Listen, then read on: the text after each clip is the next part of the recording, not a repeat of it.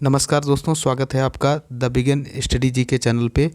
दोस्तों, आज हम आपके लिए 20 महत्वपूर्ण जीके के क्वेश्चन लेकर आए हैं, जिसमें बहुत से क्वेश्चन आपके ऐसे होंगे जो क्वेश्चन आप पहली बार देख रहे होंगे। तो अति महत्वपूर्ण 20 क्वेश्चन हैं। वीडियो लास्ट तक आप देखिएगा, जिससे आपको कुछ ना कुछ यहाँ से नया ही जानने को मिलेगा। डेली आपके लिए दोस्तों 20 क्वेश्चन की ये जो श्रृंखला चलाई जा रही है, ये ज़रूर आपके लिए बहुत उपयोगी सिद्ध होगी। उसी क्रम में आज ये तीसरा वीडियो है। तो बिना किसी देरी के आइए चलते हैं वीडियो की ओर।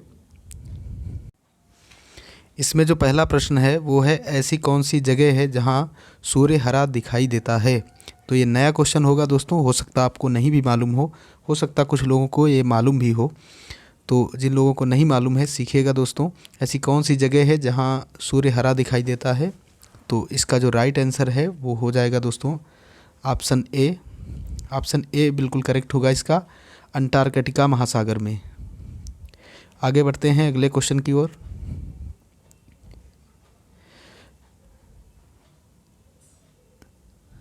अगला प्रश्न है दोस्तों, अभिज्ञान शाकुंतलम के लेखक कौन थे।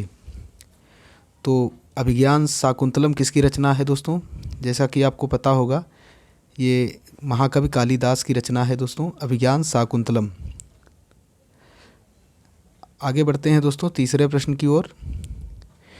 तीसरा प्रश्न है, अंडमान निकोबार द्वीप समूह में कितने द्वीप मौजूद हैं। 4 ऑप्शन हैं दोस्तों, आपको बताना है कौन सा इसमें राइट होगा। 223, 324, 370 या फिर 445। तो इसका जो करेक्ट आंसर होगा वो होगा दोस्तों 324, बिल्कुल करेक्ट होगा। अंडमान निकोबार द्वीप समूह में कितने द्वीप मौजूद हैं, 324। और दोस्तों, इस द्वीप की जो सबसे ऊंची चोटी है उसे कहते हैं सैडल चोटी, ये भी आप याद रखिएगा। और लक्षद्वीप की जो सबसे ऊंची चोटी है उसे नार्चो कहते हैं।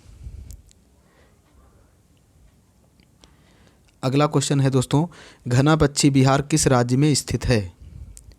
तो 4 ऑप्शन आपके सामने हैं, उत्तर प्रदेश, बिहार, मध्य प्रदेश या फिर राजस्थान। तो इसका जो करेक्ट आंसर है दोस्तों वो है राजस्थान। ऑप्शन डी बिल्कुल करेक्ट होगा दोस्तों। केवला देव भी दोस्तों राजस्थान में ही है, याद रखिएगा आप। और रामगढ़ विषधारी ये भी दोस्तों पक्षी विहार कहाँ है, राजस्थान में ही स्थित है। आगे 5वें क्वेश्चन की ओर बढ़ते हैं दोस्तों। महमूद गजनवी ने सोमनाथ मंदिर को कब लूटा था। तो 4 ऑप्शन आपके सामने हैं। इसमें दोस्तों जो करेक्ट आंसर होगा वो होगा आपका 1025 ईस्वी में। 17 बार इसने भारत को लूटा था। साथ ही में आप ये भी याद रखिएगा। और अगला क्वेश्चन है दोस्तों, ओलंपिक खेलों में हॉकी को किस वर्ष शामिल किया गया। 1915 में, 1918 में, 1928 में या फिर 1945 में। तो दोस्तों इसका जो राइट आंसर है वो है ऑप्शन नंबर सी। 1928 में ओलंपिक को दोस्तों, ओलंपिक का जो खेल है उसमें हॉकी को शामिल किया गया था। नेक्स्ट क्वेश्चन है दोस्तों, राष्ट्रीय कैडेट कोर की स्थापना किस वर्ष हुई थी। एनसीसी की स्थापना दोस्तों किस वर्ष हुई थी। 4 ऑप्शन आपके सामने हैं दोस्तों, 1948 में, 1952 में, 1956 या फिर 1958 में। तो इसका जो करेक्ट आंसर है वो है दोस्तों ऑप्शन नंबर ए, 1948 में।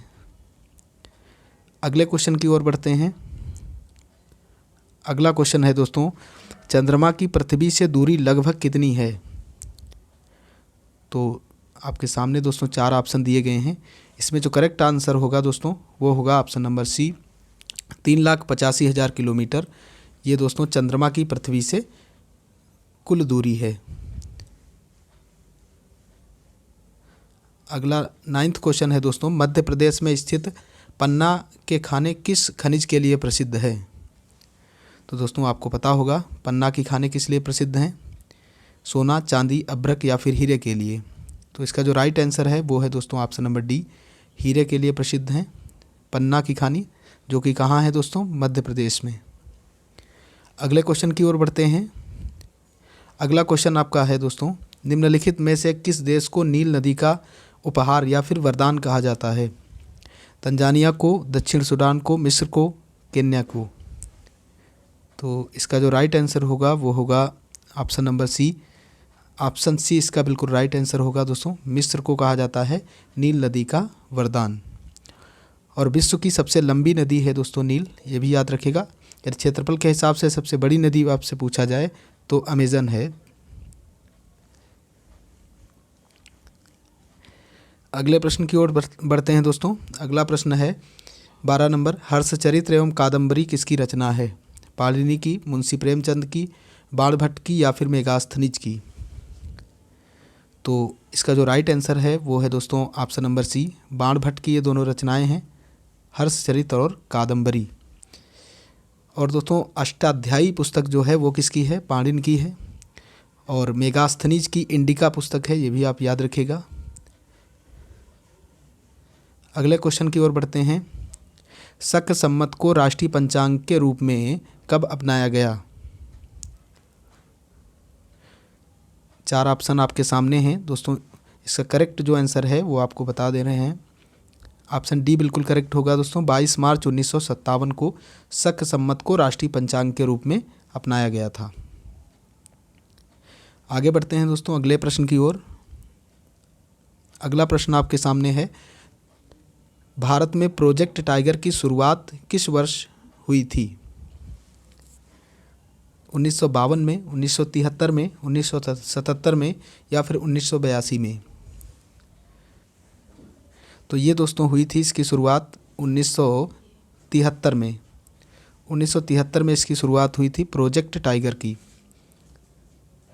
और वन्य जीव संरक्षण एक्ट जो आया था वो 1972 में आया था, इसको भी आप याद रखिएगा।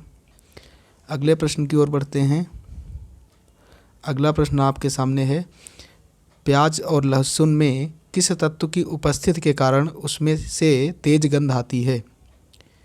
प्याज और लहसुन में जो तीव्र गंध आती है वो किस तत्व की उपस्थिति के कारण आती है, ये आपको अब बताना है आपको दोस्तों। पोटेशियम, सीसा, सल्फर, अमोनिया। तो इसका जो राइट आंसर है वो है दोस्तों ऑप्शन नंबर सी, सल्फ़र की वजह से उसमें तीव्र गंध आती है, याद रखिएगा। टॉयलेट में जो तीव्र गंध होती है दोस्तों वो अमोनिया की वजह से होती है, ये भी आप याद रखिएगा।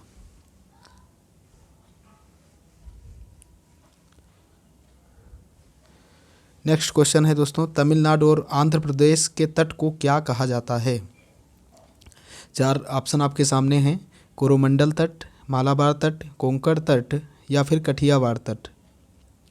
तो दोस्तों जो तमिलनाडु और आंध्र प्रदेश का तट है उसको कहा जाता है कोरोमंडल तट, जो कि बहुत बार पेपर में पूछा जा चुका है, तो आप इसे याद रखिएगा।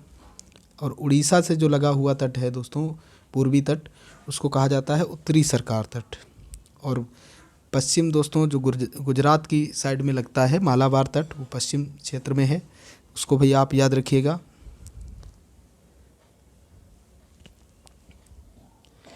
अगला क्वेश्चन है आपका, भारत में सर्वाधिक मूंगफली का उत्पादन किस राज्य में होता है? बिहार में, हरियाणा में, गुजरात में या फिर राजस्थान में? तो इसका जो राइट आंसर है वो है ऑप्शन नंबर डी, नहीं गलत हो गया, सॉरी दोस्तों। इसका जो राइट आंसर है वो होगा option number C. Option C इसका बिल्कुल राइट है, गुजरात, याद रखिएगा, गुजरात में, ना कि राजस्थान में।